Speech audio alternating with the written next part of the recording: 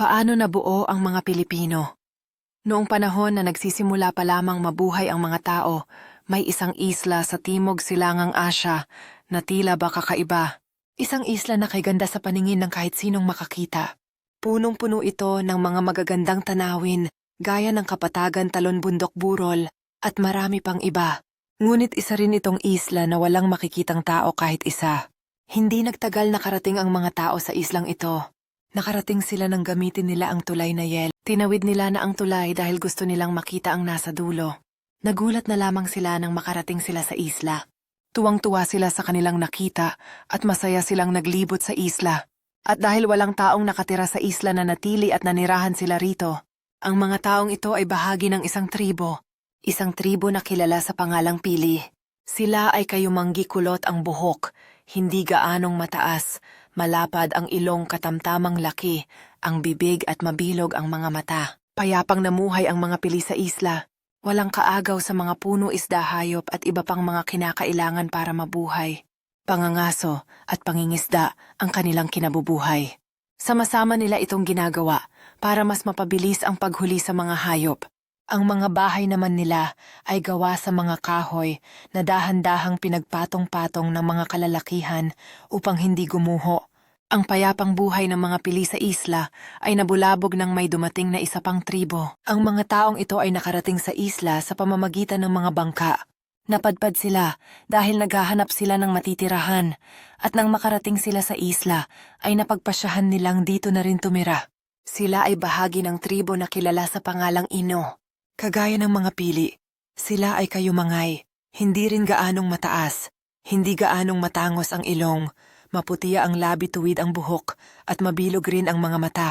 Sa hilagang bahagi, nanirahan ang mga Pili, samantalang ang mga Ino ay nasa timog. Kung ang ikinabubuhay ng mga Pili ay pangingisda at pangangaso, ang ikinabubuhay naman ng mga Ino ay pagtatanim at pagpuputol ng mga puno. Mahilig silang magtanim ng gulay at prutas na kanilang kinakain araw-araw at magtroso para sa pagluluto ng pagkain. Ang mga bahay nila ay matiyagang hinabi ng mga kababaihan upang maging pino ang disenyo at maingat namang inayos ng mga kalalakihan ang mga hinabi upang mabuo ang bahay. Gaya ng mga Pili, payapang namuhay rin ang mga Ino. Wala silang kaagaw sa lupa at sa mga puno. Ngunit isang araw, habang nagtotroso ang mga Ino, ay nakasalubong nila ang mga Pili na nagbabalak mangaso. "Sino kayo?" tanong ng isang lalaking taga-Pili. "Anong sino kami? Sino ba kayo, ha?" sagot naman ng isang lalaking taga-Ino. "Abay, kami ang nauna rito. Amin ang mga punong ito." Pasigaw na sabi ng isa pang taga-Ino. "Abay, kami ang nauna rito. Amin ang mga punong ito." Pasigaw na sabi ng isa pang "Hindi kami ang nauna. Huwag ninyong agahwin ang mga hayop namin," bawi ng isang taga-Pili. Nagpatuloy ang sagutan sa pagitan ng dalawang tribo hanggang sa sumingit ang isang binata mula sa tribo ng Ino. "Tumigil na po kayo. Pwede naman pong maghati tayo sa lupa. Sa kanila ang mga hayop at sa atin ang mga puno," matapang na sinabi ng binata. "At sino ka ba para sabihin yan?" Bata tanong naman ng matandang Pili. "Ako po si Ipo, isang binata mula sa tribo ng Ino," sagot ng binata. "Huwag kang mangialam dito. Bata, kami ang bahala dito." "O siya, dahil hindi natin alam kung sino talaga ang nauna, paunahan na lamang sa mga lupa. Kapag nakita ninyong may taga-tribo na namin, huwag na kayong pumunta," palhirit ng matandang Pili. "O sige ba?" sagot ng mga Ino. Dali-daling umuwi sa bawat tribo ang mga tao. Pagdating sa kani-kaniyang tribo, ay ibinalita ng dalawang tribo sa kanilang mga kasama ang nangyari. Sinabi nila na bawal magkita ang dalawang tribo dahil paniguradong magkakaroon ng away. Simula noon, maingat nang nagtroso at nangaso ang dalawang. Hindi nila hinahayaang makita ang kabilang tribo. Ngunit sa hindi inaasahang pangyayari ay nagkita ang dalawang tribo. Si Ipo na mula sa tribong Ino ay may nakitang dalaga na naglalaba sa sapa. Nabighani si Ipo kaya nilapitan niya ito kahit ipinagbabawal itong gawin. Hindi natakot ang dalaga nang makita niya si Ipo. Kinausap siya ni Ipo at sumagot naman ang dalaga. "Ako nga pala si Pina," sagot ng dalaga. "Napakagandang pangalan. Kasing ganda ng iyong mga mata," hirit ni Ipo. Napangiti si Pina. Nagpatuloy ang kanilang usapan habang naglalabas si Pina sa sapa. Maya-maya ay may tumawag kay Pina. Pinababalik na siya sa tribo, kaya nagpaalam na siya kay Ipo at dali-daling umalis patungo sa kanilang tribo. Sumunod naman Silpo patungo sa kanyang tribo. Nagpatuloy ang pagkikita ng dalawa sa sapa.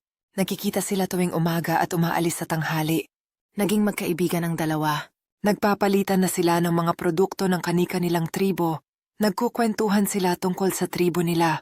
Hindi nagtagal ay nagkagusto sila sa isa't isa. Mas naging madalas ang pagkikita ng dalawa sa sapa. Tahimik nila itong ginagawa para hindi sila mahuli ng kanilang tribo. Patagong nagdadala ng mga rosas si Ipo para kay Pina. Patago rin namang nagdadala ng pagkain si Pina para kay Ipo.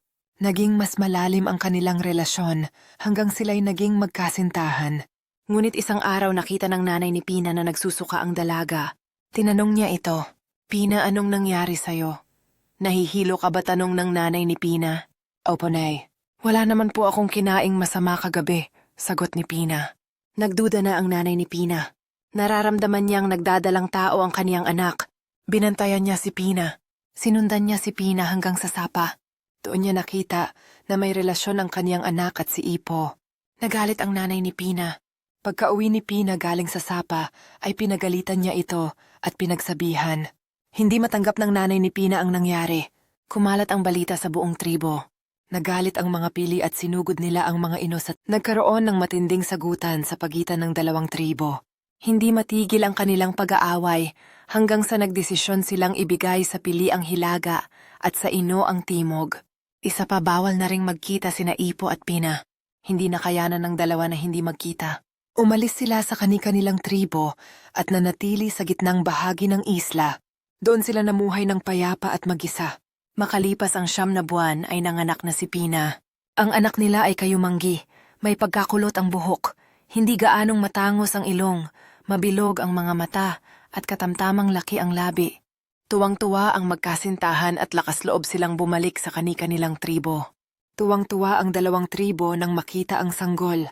Ipinagmamayabang ng taga-ino na sa kanila nakuha ang ilong at labi, samantalang ipinagmamayabang naman ng mga taga-pili na sa kanila nakuha ang buhok at nabago ang tingin ng dalawang tribo dahil sa sanggol. Nagdesisyon silang magkaroon ng salo-salo para sa sanggol. Nawala ang galit nila sa bawat isa. Lahat ay nabago dahil sa isang sanggol.